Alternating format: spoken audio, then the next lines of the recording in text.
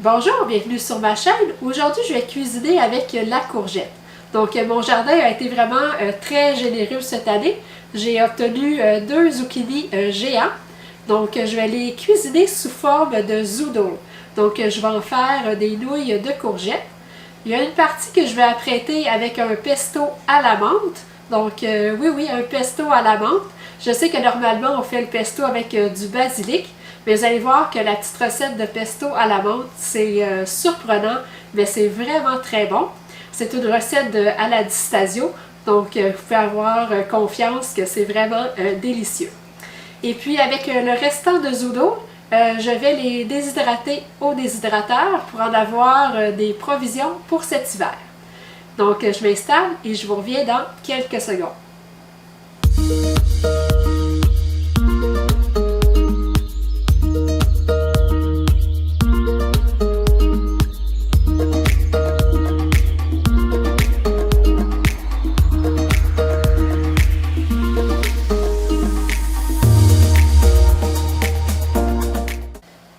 Donc pour faire les zoodles, je vais utiliser l'appareil de Starfrit.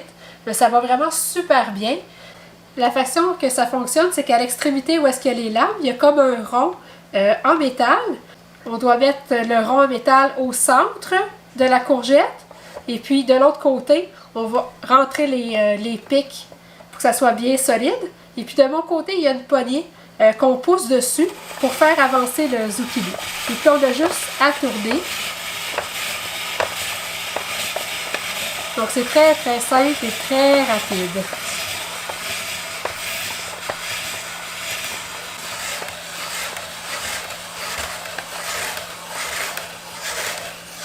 Donc c'est ça qu'on obtient. Des très belles pâtes de zucchini.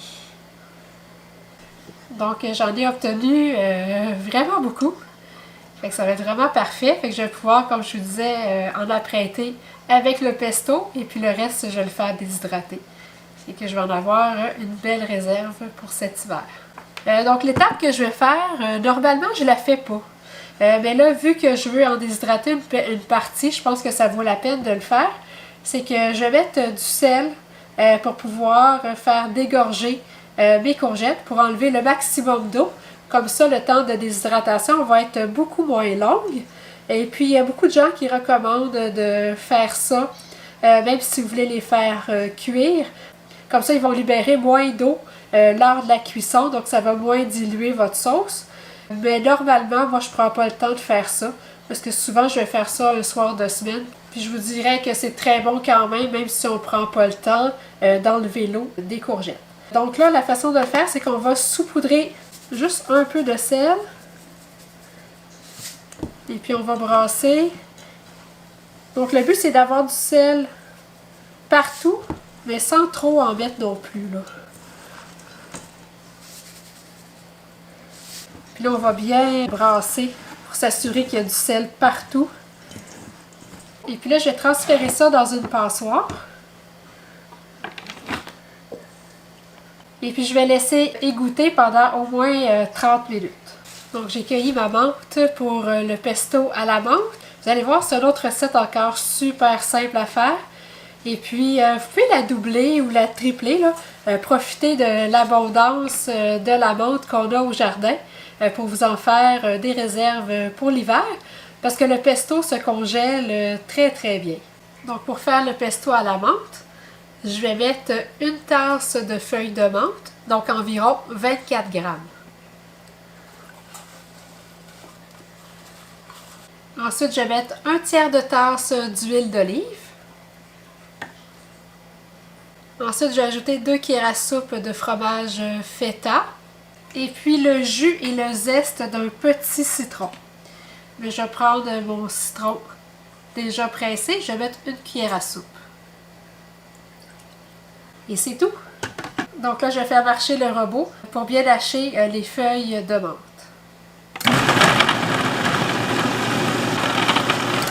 Je vais gratter un peu les côtés, parce qu'il y a des feuilles qui ont monté sur les côtés. Et voilà, c'est terminé. Ça a pris quelques secondes. On obtient vraiment un très beau pesto. Donc là, quand l'huile est chaude, je vais ajouter mes nouilles de courgettes. Et puis on ne fait pas trop chauffer. En tout cas, si vous avez fait dégorger vos zucchini, le sel a déjà ramolli les courgettes. Donc on ne va pas trop les cuire. Et puis si vous n'avez pas fait dégorger avec le sel, mais dans le fond c'est pas compliqué. On les fait cuire jusqu'à temps que la texture nous plaise. Donc là ça a l'air bien. Et puis là je vais ajouter du pesto. Je vais pas tout mettre parce que j'ai pas beaucoup de nouilles de zucchini. Donc je vais en mettre juste assez pour bien enrober toutes les pâtes. Donc c'est vraiment simple. C'est un très très bel accompagnement pour n'importe quelle viande. Ou même pour accompagner un beau poisson blanc. Là, c'est vraiment parfait. Donc voyez-vous, après une demi-heure de repos, il y a beaucoup d'eau qui sont sorties des courgettes. Donc ça va aider à ce que mes courgettes se déshydratent beaucoup plus rapidement. Puis je vais aussi utiliser un Scott Towel, puis je vais les éponger encore un peu. Pour voir s'il reste encore de l'eau. Ah, ça a l'air bien, franchement. Il n'y a pas grand eau qui sort encore. Ça a l'air bien dégorgé. Parfait, ça. Je vais essayer de les mettre le moins superposés possible. Moi, l'été, là, je déshydrate beaucoup de légumes pour avoir des réserves pendant l'hiver. Parce que c'est super bon, les légumes déshydratés. Là, vous faites des soupes avec ça, là, que vous ayez déshydraté du kale, la bêta-carde, des carottes, du céleri, des petites courgettes que je vais déshydrater et couper en tranches. C'est super bon dans les soupes, dans les mijotés aussi. On a vraiment l'impression de manger des légumes frais. Et puis je fais aussi déshydrater des champignons. Les champignons, j'adore ça dans la soupe. Je fais aussi déshydrater des piments. Fait que pour faire de la pizza l'hiver, je vais prendre les champignons déshydratés avec les piments déshydratés. Puis je vais mettre aussi les petites tranches de courgettes, là. C'est vraiment super bon. Fait que c'est le temps, pendant que les légumes sont abondants au jardin, pendant que c'est pas trop cher non plus les légumes dans les fruiteries, c'est le temps de faire des provisions. Et puis l'avantage de la déshydratation, c'est que ça prend vraiment pas beaucoup de place. Donc mes zoodles sont en place dans le déshydrateur. Donc je vais mettre la première heure à 50 degrés Celsius. Et puis ensuite, je vais faire le reste du temps à 45 degrés Celsius jusqu'à temps que ça soit bien déshydraté. Donc j'ai bien hâte de voir le résultat. C'est la première fois que je vais faire déshydrater des spirales de zucchini. Donc la déshydratation de mes zoodles est terminée. Donc on voit que le zucchini est très très bien déshydraté. Donc finalement, je l'ai mis 1 heure à 55 degrés Celsius. Et puis environ 4 heures à 45 degrés Celsius. C'est parfaitement déshydraté, donc ça va se conserver vraiment très très longtemps. Donc ensuite, pour l'utiliser, je vais le réhydrater tout simplement dans une sauce tomate. Les zoodles, je les ai apprêtés tantôt avec le pesto à la menthe. Vous pouvez vraiment les utiliser comme si c'était des pâtes normales. Donc vous pouvez les servir avec votre sauce à spaghetti préférée. Donc servez-les tout simplement avec la sauce que vous aimez. Et puis vous allez obtenir un très bon repas. Donc je voulais vous montrer d'autres options qu'on a pour remplacer les pâtes. Donc comme je vous ai montré aujourd'hui, on a les zoodles, donc les spaghettis de courgettes, qu'on peut faire facilement si on a le bon appareil pour faire les spirales. Donc avant, j'achetais des pâtes de shirataki. Par contre, ce que je trouve dommage avec les pâtes de shirataki, c'est que c'est seulement des fibres. Donc oui, c'est avantageux parce que ça contient pas du tout de glucides, mais ça apporte aucun nutriment à mon corps. Donc ça contient pas de lipides et puis ça contient pas non plus de protéines. Donc c'est comme si je mangeais du carton, c'est comme si je mangeais rien. Donc je trouve ça un peu plate de payer pour quelque chose qui me nourrit pas finalement. Donc c'est vraiment juste un support pour mettre la sauce, mais c'est pas quelque chose qui va nous nourrir. Donc depuis que le soya est maintenant accepté en alimentation cétogène, je vais vous mettre le lien dans la description de la vidéo de l'article du site Diet Doctor qui explique pourquoi maintenant le soya est accepté en alimentation cétogène. En résumé, c'est que le soya finalement ne serait pas inflammatoire, ça serait les résidus de Roundup, les résidus de glyphosate contenus dans le soya qui seraient inflammatoires. Donc si on choisit un soya biologique, il n'y aurait aucun problème.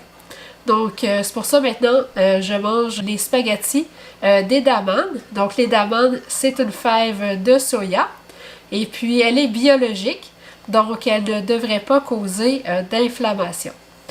Donc, ce qui est intéressant avec les pâtes d'Edaman, c'est qu'ils vont m'apporter 19 grammes de protéines pour un quart du sac. Et puis, vous allez voir qu'un quart du sac, là, c'est amplement suffisant. C'est très, très, très nourrissant. Par contre, un quart du sac va me donner 5 grammes de glucides, mais au moins, c'est un 5 grammes de glucides qui va m'apporter beaucoup de protéines et puis qui va m'apporter seulement 3 grammes de lipides. Donc, ça va être important de l'accompagner d'une autre source de lipides pour avoir un repas complet. J'espère que cette vidéo va vous aider à avoir des options pour remplacer les pâtes, parce qu'un bon repas de pâtes, c'est toujours apprécié. N'oubliez pas de faire un thumbs up, un pouce en l'air si vous avez aimé la vidéo. Vous pouvez la partager et surtout n'oubliez pas de vous abonner à ma chaîne pour ne manquer aucune nouvelle recette. Et puis on se revoit bientôt. Merci!